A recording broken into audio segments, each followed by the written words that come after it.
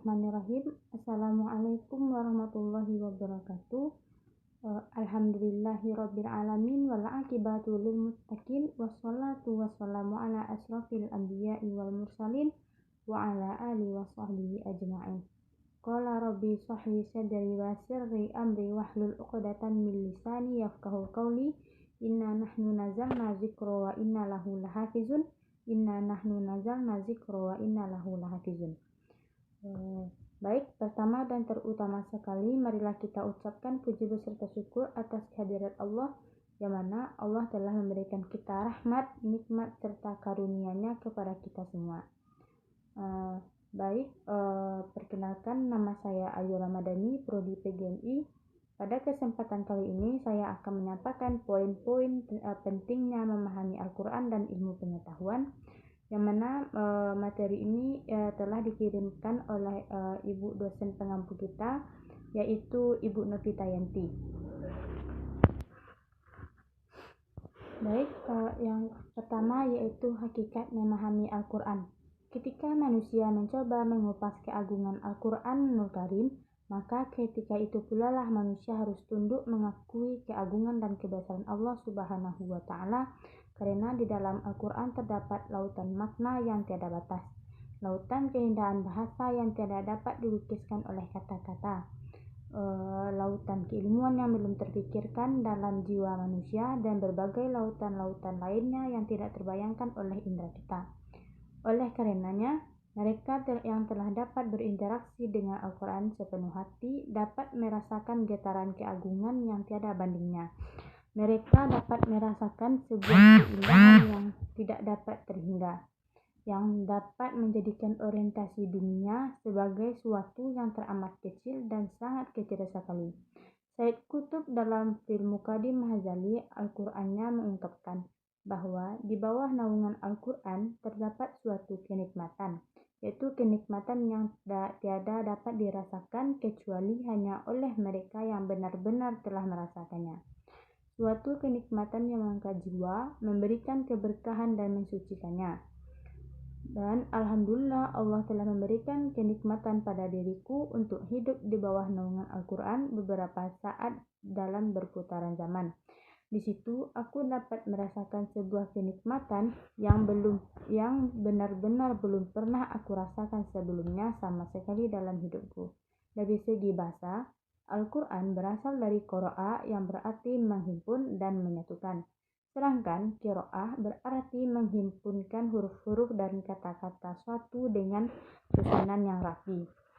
Adapun dari segi istilah, Al-Quran adalah kalamullah yang merupakan mukjizat yang diturunkan kepada Nabi Muhammad SAW, yang disampaikan kepada kita secara mutawatir dan dijadikan membacanya sebagai ibadah.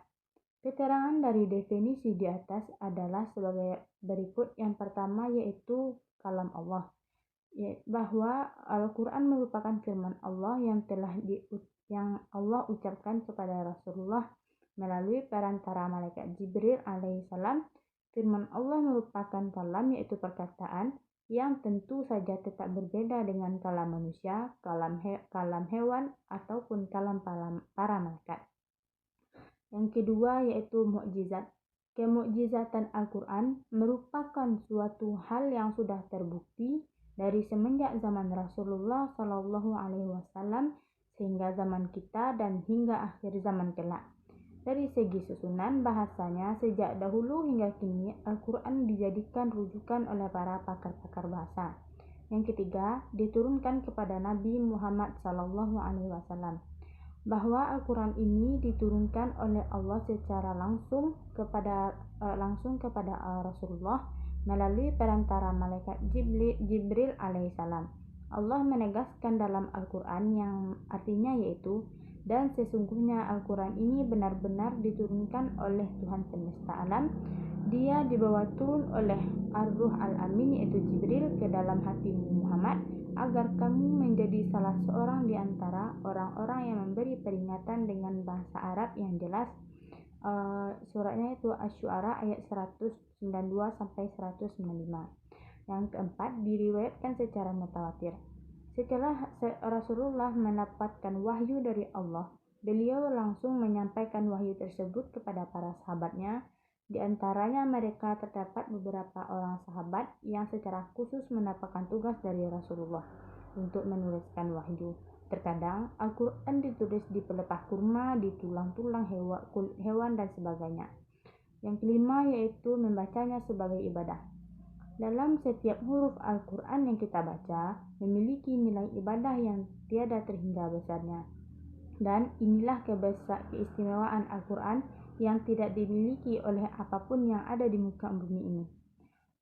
Kesimpulannya yaitu salah satu hal penting sebagai bukti bahwa Islam merupakan satu-satunya agama yang benar dan cocok dijadikan sebagai pedoman hidup manusia adalah adanya keselarasan antara agama Islam dengan ilmu pengetahuan sehingga bisa dicapai titik temu antara keduanya. Al-Quran yang diturunkan kepada Nabi Muhammad merupakan mukjizat yang paling besar pengaruhnya. Isinya selalu relevan dengan kehidupan serta ilmu-ilmu yang terkandung di dalamnya merupakan anugerah bagi manusia. Satu kemujizatan atau keistimewaan Al-Quran yang paling utama adalah hubungannya dengan sains, ilmu, dan ilmu pengetahuan. Begitu pentingnya sains dan ilmu pengetahuan dalam Al-Quran. Hanya itu penyampaian poin-poin tentang keutamaan Al-Quran, tentang keutamaan membaca Al-Quran. Kalau ada salah dan kurangnya, saya mohon sebesar-besarnya. Billahi taufiq minkum. Wassalamualaikum warahmatullahi wabarakatuh.